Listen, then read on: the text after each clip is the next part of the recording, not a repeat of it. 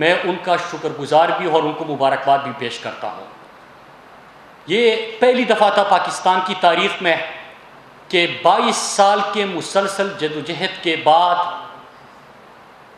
عوام نے پاکستان کا مقبول ترین لیڈر پاکستان کا وزیر اعظم چنا۔ اس پہ بات کرنے سے پہلے میں اپنی پوری قوم کو جو دیکھ رہے ہیں ان کو بتاؤں کہ جس طرح کے خطے میں اس وقت کرونا کے وبا کے مقابلے میں پاکستان بہتر جا رہا ہے اور اس پہ قابو کی طرف ہم جا رہے ہیں، تو عید الاضحیٰ کے موقع پر میں سب سے گزارش کرتا ہوں کہ جس طرح NCOC میں بہترین کام ہوا، تو جو SOPs جاری کیے گئے ہیں اس عید پر بھی آپ نے ان کے اوپر عمل درآمد کرنا ہے، تاکہ جس طرح ہم نے پوری دنیا اس وقت مثال دے رہی ہے کہ جو بہترین اکانومیز تھی، بہترین ہیلتھ نظام تھا، وہ کس طرح اس کے سامنے بے بس دکھائی دیا، اور ہم سب نے مل کر کس طرح اس کا مقابلہ کیا، تو اس SOPs پہ ہم نے عمل کرنا ہے۔ اب ذرا آتے ہیں، کچھ دیر پہلے ایک پریس کانفرنس ہوئی اور آغاز میں ہی انہوں نے سلیکشن کی بات کی۔ اب یہ بات کون کر رہا تھا؟ میں بھی آپ کو دکھاؤں گا کہ کس طرح موصوف نے ایک پرچی کو بنیاد بنا کر اپنی سیاست کا آغاز کیا۔ اب جس کی سیاست کا آغاز پرچی سے ہوا ہو وہ جمہوریت کو کیا جانے، اور چونکہ ان کی تعلیم بھی پاکستان سے باہر ہے، کیونکہ قوم کے پیسے پہ اگر صحیح معنوں میں احتساب ہو، میں ہمیشہ کہتا ہوں، تو آکسفورڈ کی فیس بھی واپس ادا کرنا پڑے گی۔ تو اگر صحیح معنوں میں احتساب اس ملک کے اندر ہو تو آپ دیکھ لیں گے کہ ان کو اپنی فیس بھی واپس ادا کرنا پڑے گی، لیکن اس سے ایک اور نقصان بھی ہو رہا ہے کہ ان کو پاکستان کی تاریخ کا علم ہی نہیں ہے۔ میں چند حقائق آپ کے سامنے رکھوں گا۔ سب سے پہلے آپ کو یاد ہوگا کہ پیپلز پارٹی جس کی بنیاد ذوالفقار علی بھٹو نے رکھی تھی، یہ تو خیر بھٹو کی پارٹی رہی نہیں، یہ تو زرداری نے اور فرزند زرداری نے ایک مخصوص علاقے کی جماعت اس کو بنا کے رکھ دیا ہے۔ لیکن ان کی سیاست کا آغاز کیسے ہوا تھا؟ آپ کو یاد ہوگا سکندر مرزا کو لکھے گئے خط کا اور کس طرح وہ تعریفیں ہوئی تھی۔ آغاز کیسے ہوا تھا؟ آپ کو یاد ہوگا سکندر مرزا کو لکھے گئے خط کا اور کس طرح وہ تعریفیں ہوئی تھی۔ ان کو تاریخ کا علم نہیں ہے۔ میں وہ خط پڑھ کے سنانے کی بجائے میڈیا کے اوپر چھوڑ دیتا ہوں کہ جب ان کی پریس کانفرنس دکھائی جائے تو اس وقت گزارش ہی کر سکتا ہوں کہ اگر اس خط کا بھی قوم کو پتہ چلے کہ کس انداز سے تعریفیں ہو رہی ہے، کون کس کو ڈیڈی کہتا تھا۔ اور میں کہوں گا کہ یہ آپ کی اسکرین کے سامنے اگر آپ کیمرے ادھر کر دیں تو ایوب خان اور بھٹو کی، آپ اگر پلیز ادھر بیٹھ جائیے، تو ایوب خان اور بھٹو کی، اور جب بھٹو حلف لے رہا تھا ایوب خان سے تو سلیکشن کا اگر وہ منظر بھی آپ دکھا دیں۔ پھر اس کے بعد دوسری جماعت بنی، اور وہ کس طرح بنی؟ وہ کسی کو ایکٹر بنانا تھا، رنگیلا کے پاس بھیجا تھا، انہوں نے کہا کہ یہ ایکٹنگ نہیں کر سکتا۔ پھر سوچا کرکٹر بن جائے گا، جم خانہ بھیج دیا، لیکن وہ اپنے ساتھ امپائر لے کے جاتا تھا تو کھیل لیتا، امپائر اپنا نہ ہوتا تو پھر نہیں کھیل پاتا، لہٰذا ایکٹنگ میں بھی ناکام، اس کے ساتھ ساتھ کرکٹر بننے میں بھی ناکام۔ اور پھر اس کے بعد جنرل ضیاء الحق، جنرل جیلانی، آپ کو پوری کہانی پتہ ہے کہ کس طرح ان کی کوکھ سے اس کی سیاست نے جنم لیا۔ اگر آپ اسکرین پہ دکھائیں نواز شریف اور جنرل ضیاء الحق کی، یہ جس طرح ادب سے نواز شریف کھڑے ہیں، لیکن صرف یہ نہیں ہوا، یہ تو ماضی کی بات ہے۔ IJI بنتی ہے، کس طرح ان کو مین اسٹریم پولیٹکس میں لے کے آتے ہیں، اور پھر اس کے بعد میں 1 مہینے پہلے کا ایک کلپ آپ کو دکھاؤں گا کہ آج بھی ان کے چھوٹے میاں کو اس کی پڑی ہے، سلیکٹر ڈھونڈ رہا ہے، شارٹ کٹ ڈھونڈ رہا ہے، چور دروازہ ڈھونڈ رہا ہے۔ ذرا وہ منظر بھی دکھائیے کہ کیا کہا شہباز شریف نے اور شہباز شریف کے حوالے سے کیا بات ہوئی۔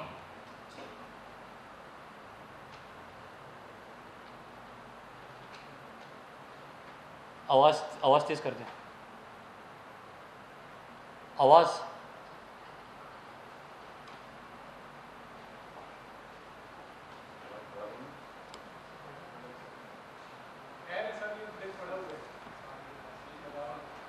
جی، میں قوم کو دکھانا چاہتا تھا، سنانا چاہتا تھا کہ یہ پورا قوم دیکھ لیتی کہ آپ نے دیکھا کہ کس طرح پرچی پہ ان کے سیاست کا اپنا آغاز ہوا، کس طرح کون کس کو ڈیڈی کہہ کے اپنی سیاست کا آغاز کرتے، پہلے کابینہ میں آتے اور پھر اس کے بعد دوسری طرف، اگر آپ بیٹھ جائیے پلیز، پھر اس کے بعد یہ شہباز شریف نے حالیہ دنوں میں کیا کیا، پھر اس کے بعد دوسرا میں آپ کے جو باتیں ہوئی اس کی طرف آؤں گا. فارن پالیسی کے اوپر بڑی بات ہوئی، لیکن اگر آواز نہیں چل رہی تو پھر کوئی فائدہ نہیں ہے.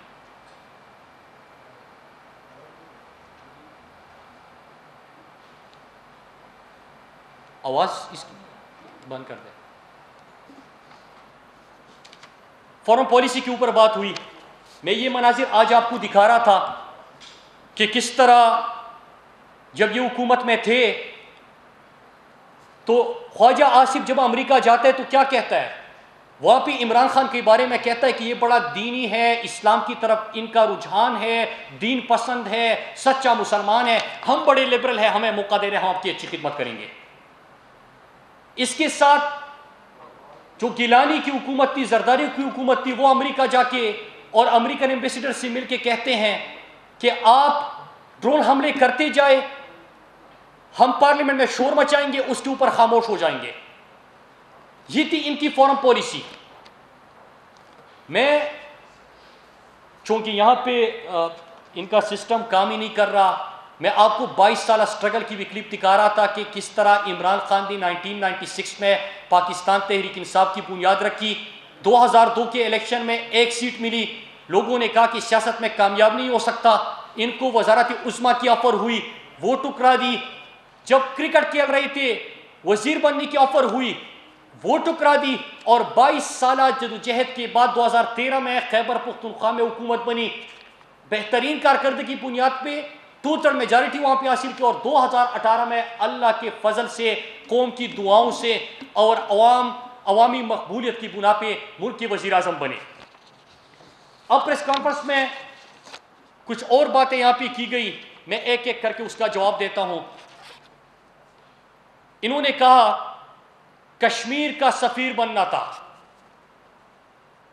میں پہلے سوال کروں گا پھر کشمیر کے مقدمے کے اوپر بات کروں گا. راجیو گاندھی جب پاکستان آ رہا تھا تو اس وقت کشمیر کا بورڈ اسلام آباد سے کس نے ہٹایا تھا؟ 80s میں کس کی حکومت تھی؟ بے نظیر کی. جب راجیو گاندھی اسلام آباد آتے ہیں تو اس میں کشمیر کا بورڈ بھی وہ ہٹا دیتے ہیں. کیا خوف تھا، کیا ڈر تھا؟ لیکن عمران خان جب وزیر اعظم بنتے ہیں تو کشمیر کا سفیر بن کے وہ UN میں جاتے اور عالم اسلام کا ترجمان بن کے نکلتے ہیں. آپ نے وہ تاریخ بھی دیکھی کہ 54 سال کشمیر UN سیکیورٹی کونسل کے ایجنڈے پہ نہیں آ سکا عمران خان کی وجہ سے. 1 سال کے اندر 2 دفعہ کشمیر کے ایشو کے اوپر بحث ہوتی ہے. کشمیر انٹرنیشنلائز ایشو جو انڈیا کہتا تھا کہ ہمارا اندرونی مسئلہ ہے، وہ انٹرنیشنلائز ہو جاتا ہے. پھر اس کے بعد کلبھوشن کے حوالے سے بات کی. میں سوال پوچھتا ہوں کہ ICJ میں کون نے وہ جوریڈکشن جو ہے وہ تسلیم کی؟ ویانا کنونشن کی کس نے بات کی؟ کون شرماتا تھا کلبھوشن کا نام لینے کے لیے؟ کس کا ویڈیو بیان اور کس کے سٹیٹمنٹ کو ICJ میں پاکستان کے خلاف چلایا گیا؟ یہ ہم نہیں ہیں، اپوزیشن میں جو بیٹھے لوگ ہیں. لیکن آج اگر پاکستان کوئی بہتری کے لیے کام کر رہے ہیں اور پارلیمنٹ میں پوری بریفنگ دی گئی تو آپ اس کے اوپر سیاست کرتے ہیں. آپ کو دکھ اس چیز کا ہے کہ آج کشمیر پوری دنیا میں ایک بہت بڑا ایشو بن کے کیوں سامنے آیا؟ آپ کو دکھ اس چیز کا ہے کہ انڈیا اور مودی کی پالیسیز کی وجہ سے کس طرح اس کو بے نقاب کیا گیا. دکھ اس چیز کا ہے کہ آج اسلام کا پاکستان کا کشمیر کا سفیر بن کے اقوام متحدہ میں عمران خان جاتے ہیں تو پوری دنیا ان کی آواز سنتی ہے. اس کے اوپر کوئی بات نہیں. اپنی ہی کرتوتوں کے حوالے سے بات کر رہے ہیں. ICJ میں بیان آپ کا پاکستان کے خلاف چلایا جاتا ہے، آپ ہی وہاں پہ جاتے ہو. کشمیر کا بورڈ راجیو گاندھی کے دورے کے موقع پہ آپ ہٹا دیتے ہو. پھر اس کے بعد انہوں نے ایک اور بات کی. پرائم منسٹر عمران خان، اور میں آتا ہوں کہ انہوں نے جو PTI کا منشور پڑھ کے سنایا، میں اس کے اوپر بھی آتا ہوں. انہوں نے کہا کہ عمران خان نے کہا تھا کہ میں وزیر اعظم ہاؤس میں نہیں رہوں گا، آپ نے بھی سنا ہوگا۔ انہوں نے کہا کہ تو اس کا میں یہ جواب دے دوں کہ عمران خان وزیر اعظم ہاؤس میں نہیں رہ رہے، بلکہ آج اللہ کا لاکھ لاکھ شکر ہے کہ 2 سال بعد جس پاکستان کی ہم بات کر رہے ہیں وہاں پہ چھوڑ دیجئے بھائی، آج جس پاکستان کی ہم بات کر رہے ہیں وہاں پہ آپ پلیز چھوڑ دیں، پلیز چھوڑ دیں، نہیں چل رہا تو چھوڑ دیں اس کو، میں بات کر رہا ہوں۔ تو کوئی کیمپ آفس عمران خان کا نہیں ہے۔ میں ان سے پوچھتا ہوں کہ زرداری کے اخراجات ذرا میں آپ کے سامنے رکھتا ہوں، کمپیریزن کرتا ہوں، پھر مقدمے کے اوپر آتا ہوں۔ انہوں نے کہا کہ عمران خان نے کہا تو وزیر اعظم ہاؤس میں نہیں رہوں گا، نہیں رہ رہے۔ عمران خان کا کوئی کیمپ آفس نہیں ہے۔ عمران خان کے گھر کی طرف سڑک اور جو فینسنگ وہاں پہ ہوئی وہ اپنے پیسے سے ہوئی۔ کوئی کسی دورے پہ عمران خان اپنے ساتھ اپنے رشتہ داروں کو نہیں لے کے گئے۔ کوئی بھی دورہ عمران خان کا 2 سال کے اندر پرائیویٹ دورہ نہیں ہے۔ لیکن جو دورے ہوئے اس کا کمپیریزن اور جو ان کے تھے کہ زرداری نے 5 سال کے اندر بیرونی ملک دوروں پہ کتنا پاکستان کا خرچ کیا عوام کے ٹیکس کا پیسے کا، 316 کروڑ 41 لاکھ 18,287، 316 کروڑ 41 لاکھ 18,287۔ لیکن صرف یہ نہیں، کیا فرزند زرداری جواب دے گا کہ ان کے لیے جو سیکیورٹی کے نام پہ لوگ کھڑے ہوتے تھے 2015 میں 656 صرف ان کے ساتھ سیکیورٹی پروٹوکول میں ہوتے تھے، اور گھر کی سیکیورٹی کے لیے 1722 بندے ہوتے تھے۔ اس طرح 2016-17 میں 820 ان کی سیکیورٹی کے لیے بندے ہوتے تھے، اور گھر کی سیکیورٹی کے لیے 2050۔ حالانکہ یہ وہ دور ہے جب یہ حکومت میں نہیں تھے، تب بھی پاکستانی قوم کا پیسہ ان کے اوپر اس طرح خرچ ہو رہا تھا۔ پھر 2 یو این کی وزٹ کی بڑی بات ہوتی ہے۔ عمران خان نے یو این کا وزٹ 1,62,000 پہ کیا۔ شاہد خاقان عباسی وہ دورہ 7,05,000 پہ کرتا ہے۔ نواز شریف 11,13,000 لگاتے ہیں اس دورے کے اوپر۔ عمران خان آصف علی زرداری 13,09,000 اس دورے کے اوپر لگاتے ہیں، جو عمران خان 1,62,000 میں کرتے ہیں۔ لیکن یہ جاتے ہیں پرچی تھام کے، ڈو مور کا ان سے مطالبہ ہوتا ہے، اور پھر یہ وہاں پہ کہتے ہیں کہ آپ ڈرون حملے کرتے جائیں گے، ہم پارلیمنٹ میں شور مچائیں گے، اور پھر خاموش ہو جائیں گے۔ پھر انہوں نے بات کی کشمیر کا یو این جی ایم ہے۔ اس مرتبہ جو پرائم منسٹر عمران خان نے کشمیر کا مقدمہ لڑا، اس سے پوری پاکستانی قوم فخر محسوس کرتی ہے۔ جس انداز سے انہوں نے انڈیا اور مودی کو بھی نقاب کیا، اس پہ پوری پاکستانی قوم فخر محسوس کرتی ہے۔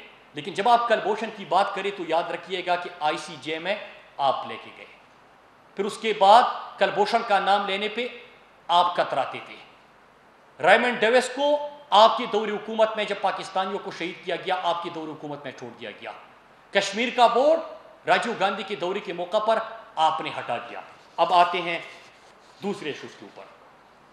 کہا گیا کہ چینی کے اوپر این آر او، آٹے کے اوپر N R O, Rajiv Gandhi کے دورے کے موقع پر آپ نے ہٹا دیا۔ اب آتے ہیں دوسرے ایشوز کے اوپر۔ کہا گیا کہ چینی کے اوپر این آر او، آٹے کے اوپر این آر او، چینی کی جو جے آئی ٹی بنتی ہے، رپورٹ آتی ہے، اور اس سے پہلے فیک اکاؤنٹس کی جے آئی ٹی تھی، اس میں ان کے ابو کا ذکر ہے۔ عمران خان کا کوئی شوگر مل نہیں ہے۔ اس میں ذکر ہے کہ کس طرح ان کو سبسڈی ملی اور کراچی کا اور سندھ کے لوگوں کا خون چوسا گیا اور پیسے ان کے شوگر ملوں کو ملے گئے۔ این آر او اس پہ نہیں ملے گا۔ جے آئی ٹی رپورٹ آئی، فورنسک ہوا، جزا سزا کا عمل شروع ہوا، اور اس میں آپ جتنا بھی شور مچائے آپ کو کوئی بھی معافی نہیں ملے گی۔ گندم غائب، وہاں پہ گوداموں سے گندم غائب، گندم کی چوریاں، گندم کے معاملے پہ نیب کی ریکوریاں، گندم کے معاملے پہ نیب کی تحقیقات، سندھ سے یہ آوازیں آ رہی ہے۔ شور مچاؤ گے پھر بھی این آر او نہیں ملے گا۔ پھر اس کے بعد ذکر کرتے ہیں کرپشن کا۔ اب سنیے، فرزند زرداری کرپشن کے حوالے سے بات کر رہا تھا، آصف علی زرداری کی جماعت کرپشن کی بات کر رہی ہے. ہمیں یاد ہے 2008 سے 13 تک ہر روز رات کو ایک پروگرام چلتا تھا اور ایک سرخی لگتی تھی عجب کرپشن کی غضب کہانی. ان کی دور حکومت میں ہر دن کرپشن کا نیا اسکینڈل. انہوں نے تو حج اور عمرے کو بھی نہیں بخشا تھا. پھر اس کے بعد آپ یہ بھی دیکھیے کہ فیک اکاؤنٹس، پاکستانی قوم کی سندھ کی ترقی کا پیسہ، صحت کا، تعلیم کا، پانی کا، بڑے بڑے منصوبوں کا، سڑکوں کا، یہ تمام پیسہ انہوں نے کھایا، فیک اکاؤنٹس میں ڈالا اور اپنے لیے استعمال کیا. سندھ کی ترقی کا پیسہ جے آئی ٹیز بنی، fake account J I T ہو، T T J I T ہو، ان کے نام بھرے ہوئے ہیں. آڈیٹر جنرل کی رپورٹ اگر آتی ہے ہمارے دور میں پہلے سال کی تو 98% ارریگولرٹیز میں کمی ہوتی ہے. یہ عمران خان کی حکومت ہے، یہ عمران خان کی کارکردگی ہے. پھر انہوں نے پاکستان تحریک انصاف کی منشور کی بات کی. بڑا اچھا ہوتا، 3 نسلوں سے سندھ کے اندر جس کی حکومت سندھ کے اوپر قابض ہے، سندھ کو اپنا جاگیر سمجھتے ہیں، کہ کوئی اپنی پروگریس رپورٹ سامنے لے کے آتے، کوئی یہاں پہ قوم کو بتاتے کہ ہم نے پچھلے 3-4 دہائیوں میں سندھ کے ساتھ کیا کیا. آج بھی وہاں پر بھوک سے لوگ کیوں مرتے ہیں، آج بھی وہاں پہ گوشت گڑ سب سے زیادہ کیوں ہے، آج بھی وہاں پہ اسپتالوں میں ایمبولینس اور اسٹریچر غائب کیوں ہے، آج بھی وہاں پہ ڈاکٹروں تک کو وینٹیلیٹر کیوں دستیاب نہیں ہوتا، آج بھی بھوک اور افلاس سے سب سے زیادہ اموات سندھ کے اندر کیوں ہوتی ہے، آج بھی غربت کی سطح سے نیچے لوگوں کی تعداد سب سے زیادہ سندھ میں کیوں ہے. باقی تو چھوڑے، 98,000 جس صوبے کے اندر کتوں کے کاٹنے کے واقعات اور 27,000 اس فرزند زرداری کے حلقے میں، لیکن ویکسین دستیاب نہ ہو تو ان کی کیا بات کریں. لیکن چونکہ ہم جمہوریت پہ یقین رکھتے ہیں، یہ شارٹ کٹ اور چور دروازے سے آئے ہوئے ہیں. ان کا کام یہ ہے کہ ہمیشہ کہتے کہ یہ کون ہوتے ہیں مجھ سے سوال پوچھنے والے، نیب کی کیا مجال کہ مجھ سے سوال کرے، میڈیا کو کہتے کہ انسان بنے. یہی کہہ سکتے ہیں، ہم نہیں کہتے، ہم بڑے عاجز لوگ ہیں، ہم عوامی لوگ ہیں، ہم سے عوام بھی سوال پوچھتے ہیں، میڈیا بھی سوال پوچھتا ہے، پارلیمنٹ میں بھی سوال ہوتے ہیں، ہم جواب دیں. تو میں اس کے اوپر ذرا آتا ہوں. پرائم منسٹر صاحب نے حکومت میں آج 2 سال حکومت کے پوری نہیں ہوئے، آج 2 سال عوامی جدوجہد کے جو 22 سالہ سٹرگل کے بعد عمران خان نے الیکشن جیتا تھا اس کے 2 سال ہیں. یہ موصول تو ملاکنڈ سے اور لیاری سے جس بری انداز سے ہارے تھے آپ کو اس کا بھی پتہ ہے. احساس، غریبوں کا احساس، عام طبقے کا احساس. پاکستان کی تاریخ کا سب سے بڑا پروگرام شروع کیا، نہ صرف یہ کہ عالمی وبا کے موقع پر مزید 144 ارب کا یہ پروگرام ہم نے بڑھایا. 192 ارب کا احساس پروگرام پہلے سے سال شروع ہوا تھا، اس سال 208 ارب احساس کے لیے رکھے گئے ہیں. پاکستان کی جو قوم سڑکوں پہ سوتی تھی، جو اپنے لیے ہسپتال بڑے شہر کا وزٹ کرتے تھے، جو اپنے لیے روزگار ڈھونڈتے تھے اور شام کو سردی میں بھی اور اس شدید گرمی میں بھی سڑکوں پر سوتے تھے، ان کا کسی نے نہیں سوچا تھا کیونکہ 5 کے آفیسز رکھے تھے. پرائم منسٹر عمران خان بنے، انہوں نے سڑکوں سے پاکستانی ان شہریوں کو اٹھایا، ریاست نے ان کو اپنا مہمان بنایا. آج الحمدللہ 200 تک آپ کے شیلٹر ہوم پہنچ چکے ہیں اور لاکھوں کی تعداد میں لوگوں کا سہارا بن چکے ہیں. پھر جو لوگ بھوکے پیٹ سوتے تھے، ان کو کیا پرواہ، ان کو کیا پتا، ان کو تو سندھ کے اندر لوگ بھوک سے مر رہے ہوتے، یہ کہتے ہیں کہ کوئی بھوک سے نہیں مرتا، حالانکہ 2000 سے زیادہ پچھلے 5 سالوں میں تھر میں بھوک سے بچے مر چکے ہیں. ان کو احساس نہیں ہوتا. عمران خان نے ان کے لیے بھی پروگرام شروع کیا، غربت کے خاتمے کا پروگرام احساس. قبضہ مافیا سے زمینیں چھڑوائی. جو قبضہ مافیا یہ بیٹھا ہوا تھا، کوئی ریاست کی زمین پر قابض تھے، عام لوگوں کی زمینوں پر قابض تھے، وہ آپ کو یاد ہے کہ کس بڑے سطح پہ ہم نے اربوں روپے کی زمین جو ہے وہ واگزار کرائی. سفارتی تنہائی تھی پاکستان کو. یاد ہوگا آپ کو کہ عمران خان کے پرائم منسٹر بننے سے پہلے کچھ دن پہلے کیا ہوتا تھا کہ ٹرمپ ہی دھمکیاں دے رہا ہے. آج پاکستان کو افغانستان میں امن میں کردار ادا کرنے کے لیے ریکویسٹ ہوتی ہے. آپ کو یاد ہوگا کہ پوری دنیا میں سفارتی تنہائی کا شکار ہو گئے تھے. اللہ کا لاکھ لاکھ شکر ہے کہ سفارتی تنہائی سے عالم اسلام کی رہنمائی تک کا سفر طے کیا.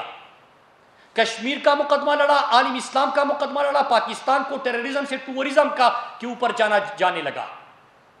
اس کے ساتھ ساتھ پھر ایران، سعودی عرب اس میں امن میں کیا کردار ادا کیا، افغانستان کے اندر پاکستان کا جو کردار ہے وہ دنیا کے سامنے، چائنا کے ساتھ پاکستان کا سی پیک کا ایک نیا دور شروع ہوا، سی پیک انفراسٹرکچر سے نکل کے اس میں ایگریکلچر، ٹیکنالوجی، باقی چیزیں بھی اس کے اندر آنے لگی، وہ بھی آپ کے سامنے ہیں۔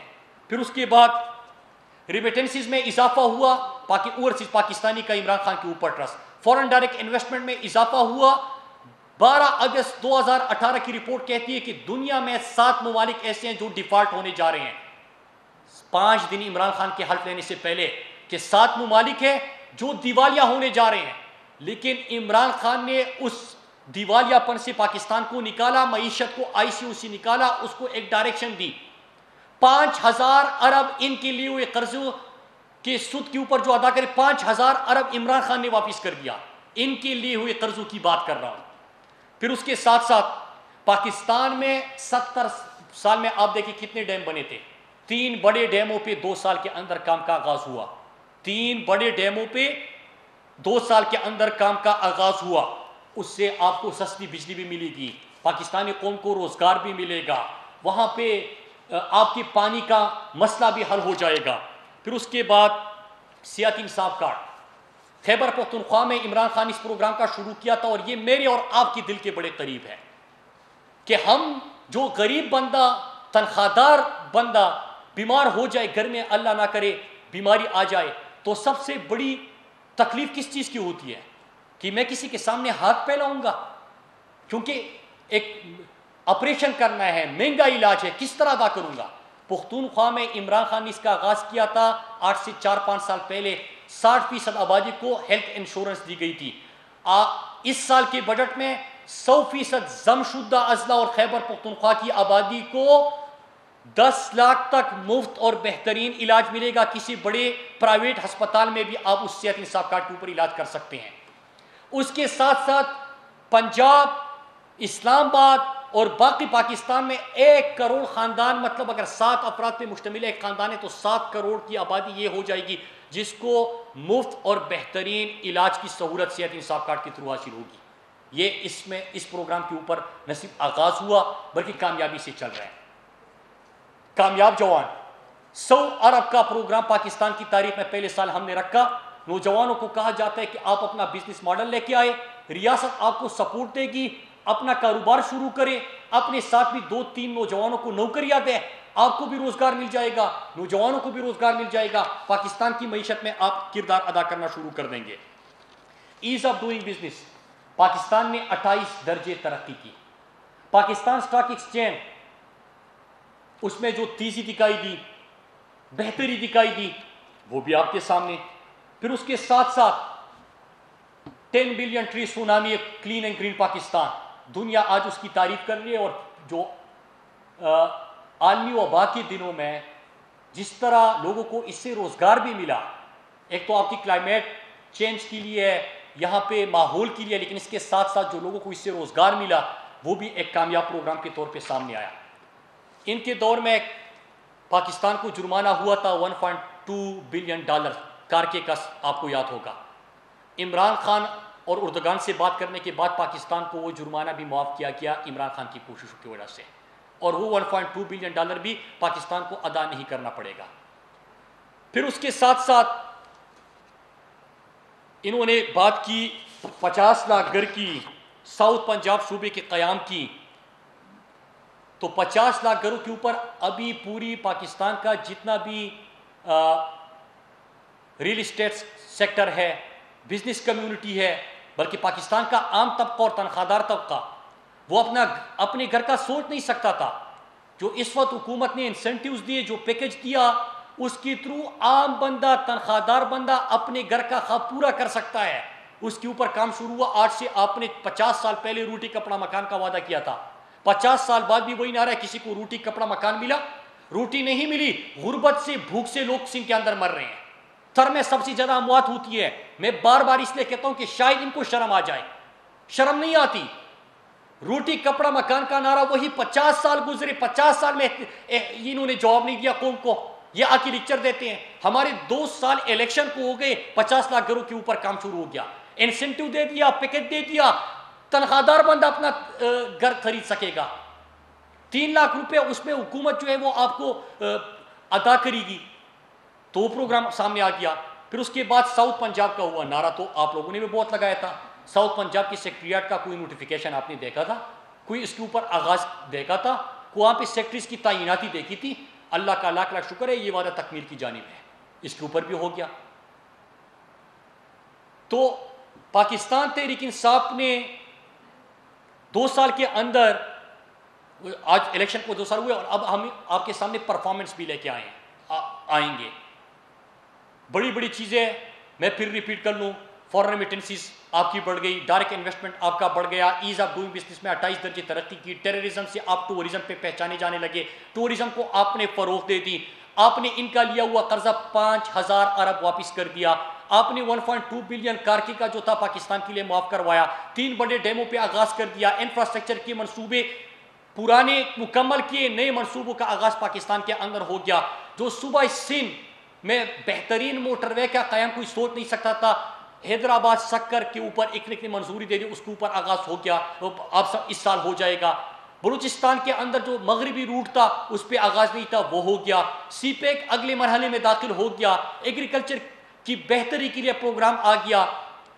تو یہ تمام چیزیں 2 سالوں کی میں بات کر رہا ہوں. اب میں تھوڑا سا آخر میں ان سے بھی چند سوال کروں گا اور پھر اپنی گفتگو ختم کروں گا, آپ کے سوال لوں گا.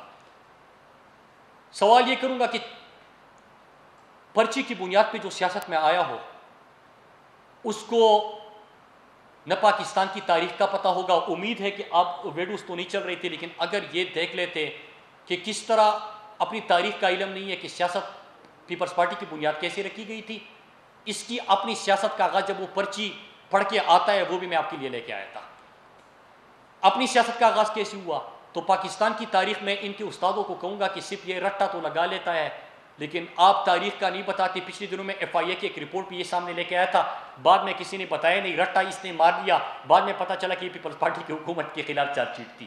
تو تھوڑا سا جو تقریر نویس ہے یا تو وہ بدل لے یا تھوڑا سا پاکستانی تاریخی سمجھا لے, تاکہ جب بھی رٹا لگائے کم از کم بعد میں اس کو شرمندگی کا سامنا نہ کرنا پڑے. یہ بھی ان کو بتائے کہ 50 سال پہلے روٹی کپڑا مکان کا نعرہ تھا, آج تک یہ جواب دہ نہیں ہے. ہم 2 سالوں کا جواب دیتے ہیں. اللہ کا لاکھ لاکھ شکر ہے کہ عمران خان کی قیادت میں اس وقت پاکستان کا عالمی سطح پہ امیج بہتر ہوا. ان 2 سالوں کے اندر آپ کو کوئی منی لانڈرنگ کا کیس آپ کے سامنے نہیں آیا, کوئی بڑے کرپشن کا کیس آپ کے سامنے نہیں آیا. پاکستان کے جو ماضی میں غلطیاں کوتاہیاں آئی پی پیز, شوگر, آٹا, ان چیزوں میں ہوئی تھی, اس کا کم از کم آڈٹ آپ کے سامنے آ گیا. جو لوگ پاکستان کے پیسے کو جنہوں نے اپنے لیے استعمال کیا اور لوٹا, ان کے نام آپ کے سامنے آ گئے. احتساب جو ہم کر سکتے تھے, جو ڈیٹ کمیشن بنا, اس کے ساتھ جو انکوائریز ہوئی, وہ بھی آپ کے سامنے ہیں. لیکن آپ سے بھی ہم 3 دہائیوں کا حساب لیں گے, 4-5 دہائیوں کا, اور 3 نسلوں کا حساب دیں گے. آپ یہ نہیں کر سکتے کہ آپ قوم کے سامنے آئے, بھڑکے مارے, پارلیمنٹ سے آپ بھاگے. میں تو کبھی کبھار سوچتا ہوں کہ شاید صحافی ہوتا اور پریس کانفرنس میں بھی چلا جاتا تو یہ پریس کانفرنس بھی آگے نہ کرتا, جس طرح پارلیمنٹ سے بھاگتا ہے. تو آپ صحافیوں کو کہتے ہیں کہ یہ کون ہوتے ہیں مجھ سے سوال کرنے والے. ہم آپ سے سوال پوچھیں گے, میڈیا آپ سے سوال پوچھے گا, آپ نے سندھ کی کارکردگی کا جواب دینا ہے. اس وقت آپ حکومت میں ہیں, آپ اپوزیشن میں نہیں. آپ خیبر پختونخوا کے 7 سال لیجئے اور اپنے 3-4 دہائیوں کے اور 3 نسلوں کی حکومت لیجئے. آپ معاوضہ قوم کے سامنے جو کمپیریزن ہے وہ قوم کے سامنے رکھ کے قوم کو پتہ چل جائے گا. میں آخر میں پھر آپ سب کا شکریہ ادا کرتا ہوں, اور پاکستانی قوم کا, پاکستان کی ماؤں بہنوں کا, اپنی بزرگوں کا, اپنے جوانوں کا, سب کا شکریہ ادا کرتا ہوں کہ انہوں نے 2 سال پہلے عمران خان کی قیادت پہ اعتماد کیا. عمران خان کو پاکستان کا مقبول ترین لیڈر تھا. ملک کی تاریخ میں پہلی دفعہ اس طرح ایک مقبول تحریک لے کے 22 سال کی جدوجہد کے بعد ایک پارٹی حکومت میں آئی. اسی لیے وہ عوام کے غربت کے خاتمے کے اور عوام کی بہتری کے منصوبے لے کے آ رہی ہے. شکریہ.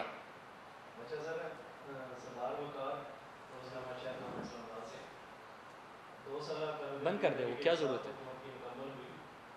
اب عمران خان حکومت میں پاکستان کو انٹرنیشنلی بڑا اچھا امیج پہ لے کے جا رہی ہے، اس میں کوئی شک نہیں ہے، لیکن پاکستان کے جو عوام ہیں، جو بنیادی ضروریات زندگی ہیں، آٹا چینی یا سبزیاں جو بھی ہیں، اس میں وہ مہنگائی کی چکی میں ایسے پس رہے ہیں کہ انہیں کوئی ہاتھ دکھائی نہیں دے رہا. تو اس کے بارے میں آپ کب تک ڈلیور کریں گے؟ دیکھیں، پہلی چیز میں آپ کو ایک مثال دے دیتا ہوں.